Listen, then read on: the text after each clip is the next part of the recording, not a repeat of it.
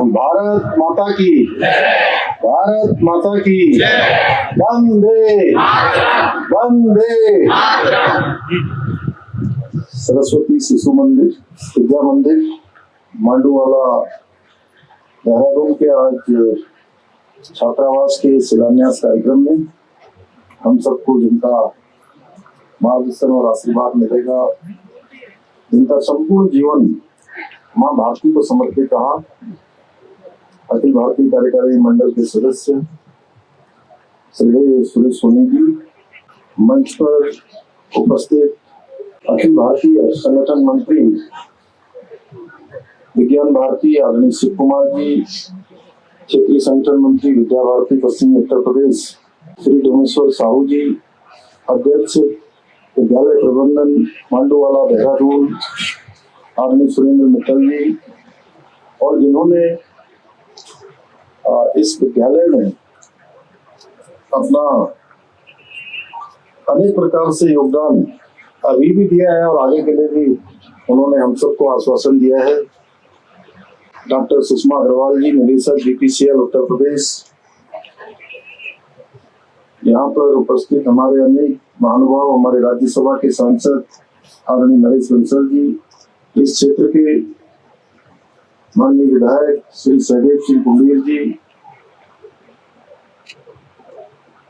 दून विश्वविद्यालय की कुलपति प्रोफेसर सुरेखा डनवाल जी, गीता खन्ना जी, नगर पालिका परिषद हरबटपुर की अध्यक्ष नीरू देवी जी, अध्यक्ष बाल आयोग गीता खन्ना जी, कमल कोठियाल जी, रमेश कड़िया जी, श्याम अग्रवाल जी, पुनीत मित्तल जी, हमारे राज्य के प्रांत प्रचारक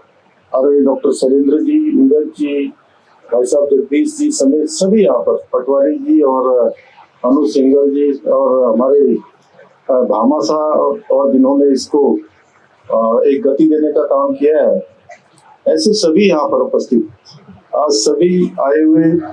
अतिथिगण, सभी अभिभावकगण, सभी विद्यालय के सभी आचार्यगण, प्राचार्यगण, सभी उपस्थित हमारे इनके निमित्त ये शानदार यहाँ पर छात्रावास का आज शिलान्यास हुआ है और अनेक नवाचार यहाँ के विद्यार्थी हमारे शिक्षक गणों के और अन्य महानुभावों के मार्गदर्शन में कर रहे हैं। ऐसे मेरे सभी भैया बहन, मैं सबसे पहले तो आज इस नवीन छात्रावास के भूमि पूजन कार्यक्रम में आप सभी का हृदय से स्वागत करता हूँ, आप सबका अभिनंदन करता हूँ। साथ ही आज के इस अवसर पर मैं राष्ट्र धर्म सांस्कृतिक चेतना और गहन चिंतन के प्रतीक हम सबके मार्गदर्शक आदरणीय सुरेश सोनी जी का उत्तराखंड आगमन पर आपने स्वागत करता हूँ। मेरे लिए अत्यंत हर्ष का विषय है कि आज सरस्वती विद्या मंदिर के इस नवीन छात्रावास के भूमि पूजन के पावन अवसर पर आप सभी के सम्मुख उपस्थित होने का अवसर प्राप्त हुआ है। मुझे पूरा विश्वास है कि ये छात्रावास न केवल विद्यार्थियों को श्रेष्ठ आवासीय सुविधा प्रदान करेगा, बल्कि उनके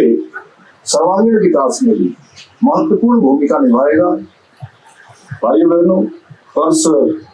1947 में हमारा देश को स्वतंत्रता प्राप्त हो गई थी, परंतु सदियों की प्रारंभिकता में हमारे आत्मविश्वास, सांस्कृतिक गौरव और शिक्षा प्रणाली को गहरा आघात पहुंचाया था। इसलिए देश की आजादी के बाद यह अत्यंत आवश्यक था कि हम अपने सांस्कृतिक मूल्यों, राष्ट्रवाद और भारतीयता की भावना को पुनः स्थापित करें। इसी राष्ट्रनिष्ठ भावना से प्रेरित होकर राष्ट्रीय स्वयं सेवक संघ के मार्गदर्शन में वर्ष 1952 में देश में प्रथम सरस्वती शिशु मंदिर की स्थापना की गई। विद्या भारती अखिल भारतीय शिक्षा संस्थान ने सरस्वती शिशु मंदिर के रूप में जो पौधा रोपित किया था, वह आज विशाल वट वृक्ष बनकर भारत के कोने कोने में बच्चों को शिक्षित और संस्कार बनाने में अपना योगदान दे रहा है। ये हमारे लिए अत्यंत गर्व का विषय है कि आज विद्या भारती द्वारा संपूर्ण भारत में 12,000 से भी अधिक विद्यालय संचालित किए जा रहे हैं, जिनमें लगभग 35 लाख छात्र छात्राएं शिक्षा ग्रहण कर रहे हैं। इन विद्यालयों में विद्यार्थियों को जहां एक और आधुनिक और गुणवत्तापूर्ण शिक्षा प्रदान की जा रही है, वहीं दूसरी ओर राष्ट्रभक्ति, नैतिक मूल्य, भारतीय संस्कृति, संस्कारों और समाज के प्रति उत्तरदायित्व बोध की भावना को भी विकसित किया जा रहा है। विद्या भारती द्वारा संचालित विद्यालय मात्र शिक्षा संस्थान नहीं है, बल्कि राष्ट्र निर्माण की वो प्रयोगशालाएं हैं जहां पुस्तकों से अधिक चरित्र निर्माण और अंकों से अधिक संस्कार और सेवा भाव को महत्व दिया जाता है। देवभूमि उत्तराखंड में भी वर्तमान में विद्या भारती द्वारा 500 से अधिक विद्यालय संचालित किए जा रहे हैं, जिसमें 1 लाख से अधिक विद्यार्थी शिक्षा ग्रहण कर रहे हैं। मित्रों, ये युग केवल तकनीकी का नहीं बल्कि आत्मबोध का भी युग है। अब हमें केवल अपने अतीत की गौरव गाथाओं का स्मरण नहीं करना है, बल्कि उन्हें अपने कर्मों में और विचारों में उतारना है, जीवन में उतारना है। आज आवश्यकता है कि हम अपने ऋषियों की दृष्टि, अपने वीरों की तपस्या और अपनी संस्कृति की आत्मा को लेकर आगे बढ़े, क्योंकि जब राष्ट्र अपने अतीत से शक्ति लेता है तभी वह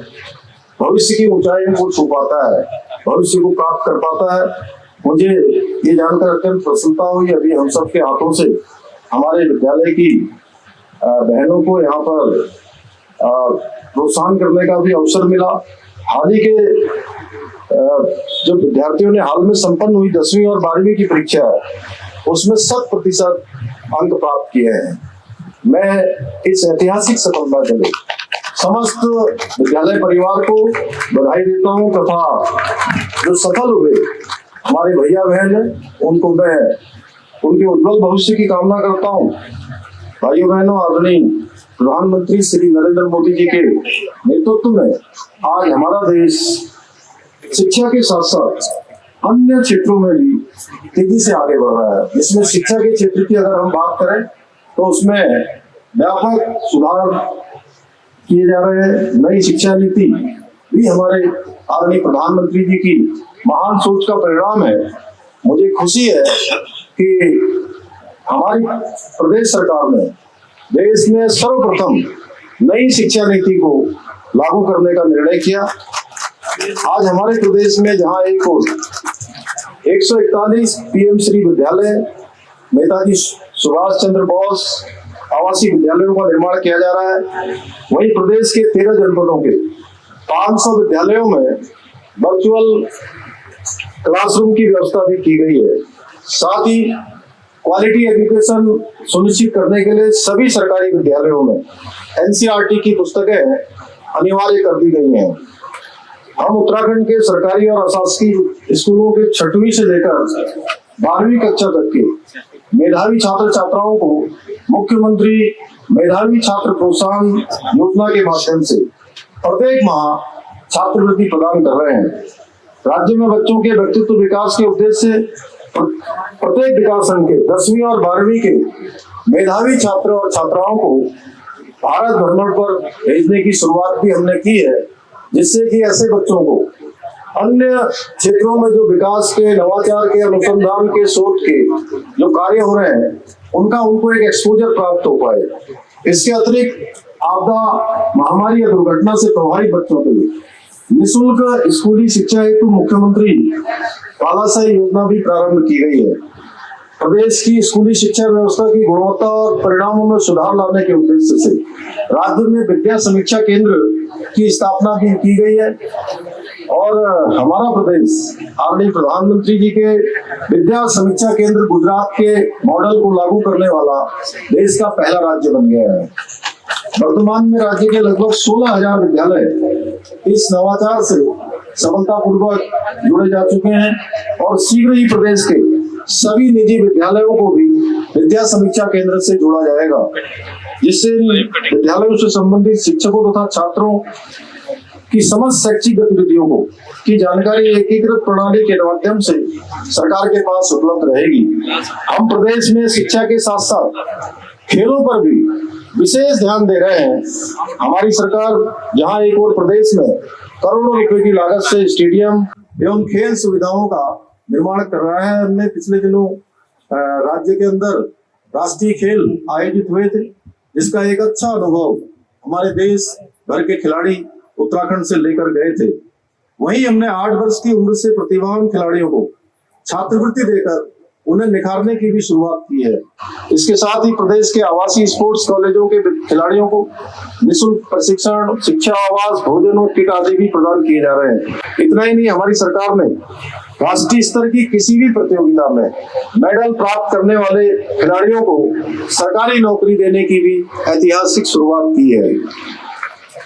हमारे इन सभी प्रयासों का परिणाम है कि अभी हाल में संपन्न हुए 38वें राष्ट्रीय खेलों में राज्य के खिलाड़ियों ने 100 से अधिक मेडल प्राप्त किए हैं और एक इतिहास रचा है। प्रिय भैया बहनों, में आप सभी हमारे राज्य की उज्जवल भविष्य की सशक्त नींव है। आपकी मेहनत, प्रतिभा और सपनों में वो सामर्थ्य है जो हमारे राज्य के भविष्य का निर्धारण करेगी। आपके सपने और मेहनत किसी नकल माफिया की भेंट न चढ़े, इसके लिए हमारी सरकार ने उत्तराखंड में देश का सबसे कठोर नकल विरोधी कानून लागू किया और इसका परिणाम हुआ, ये नकल विरोधी कानून लागू होने के बाद आए दिन जो आप देखते होंगे कि परीक्षाएं संपन्न होती थी और संपन्न होने के बाद परीक्षाएं कैंसिल कर दी जाती थी और आए दिन पेपर लीक की समस्या हमारे सामने खड़ी होती थी। गरीब माता पिता के बेटे बेटियों का जो एक उनका आत्मबल था, आत्मविश्वास था, उनकी मेहनत, उनकी प्रतिभा और क्षमता के साथ लगातार अन्याय हो रहा था। भाई बहनों, इसके नकल विरोधी कानून आने के बाद प्रदेश के अंदर 23,000 से ज्यादा नियुक्तियां अभी तक संपन्न हो चुकी हैं और एक भी नियुक्ति में कोई नकल का प्रकरण सामने नहीं आया है, एक भी मामला कोई न्यायालय में नहीं गया है। और प्रदेश के दूरस्थ क्षेत्रों में, किसी सीमांत क्षेत्र में आप किसी भी जनपद में चले जाइए, जो पहले भी हमारे यहाँ के भाई बहन परीक्षाओं में सम्मिलित हो रहे थे और कई वर्षों से परीक्षाएं दे रहे थे, उनका चयन नहीं हो रहा था। लेकिन नकल का कानून आने के बाद उन्हीं भाई बहनों का एक परीक्षा के साथ साथ 1 में, 2 में, 3 में, 4 में और कुछ तो ऐसे हैं जिनका 5-5 परीक्षाओं में चयन हो गया है और सब गरीब माता पिता के बेटे बेटियां हैं। भाइयों बहनों, 23,000 से अधिक अभ्यर्थियों को अभी तक नियुक्तियां पाने में सफलता प्राप्त हुई है। इसके साथ ही सरकार द्वारा संघ लोक सेवा आयोग, NDA, CDS आदि की परीक्षाओं की लिखित परीक्षा पास करने के बाद साक्षात्कार के लिए 50,000 रुपए की वित्तीय सहायता भी प्रदान की जा रही है। प्रिय भैया बहनों, आज हमारे बीच श्रद्धेय सुरेश सोनी जी पधारे हैं और उनका मार्गदर्शन लगातार हम सबको मिलता रहता है, जिनका संपूर्ण जीवन समाज को समर्पित रहा है, देश को समर्पित रहा है। आप लोगों की भांति मैं भी उनके ओजस्वी विचार सुनने के लिए उत्सुक हूँ, इसलिए आपका अधिक समय न लेते हुए माँ सरस्वती से आप सभी विद्यार्थियों के उज्जवल भविष्य की कामना करता हूँ। और हमारे संचालन करने वाले दोनों भैया बहनों ने जो मुझे कहा कि यहाँ सड़क का निर्माण करना है और मुझे भी ऐसा लगा कि मुझे सड़क का निर्माण जल्दी करवाना चाहिए, उसके लिए कुछ जो है तकनीकियां है उसको हम लोग ठीक करेंगे और हमारा प्रयास होगा जल्दी। और इसके अलावा आपने मुझे एक पत्र और भी दिया है, विजय जी साहब पढ़ रहे थे उनको, हमारे प्रधानाचार्य जी, तो उसको भी मैं अपने साथ लेकर जा रहा हूँ और मैं आपके साथ हर तरीके से मतलब आपके पत्र को अग्रसारित करा जाएगा, उसमें कार्रवाई की जाएगी तत्काल। तो फिर बहुत ज्यादा न कहते हुए मुझे पूरा विश्वास है कि ये विद्यालय इसी प्रकार भविष्य में भी आने वाली पीढ़ियों को गुणवत्तापूर्ण शिक्षा प्रदान करने के साथ ही विद्यार्थियों में नैतिक मूल्यों का विकास करने में अपनी महत्वपूर्ण भूमिका निभाता रहेगा। इसी विश्वास के साथ आप सभी का धन्यवाद करते हुए मैं अपनी बात समाप्त करता हूँ। बहुत बहुत धन्यवाद।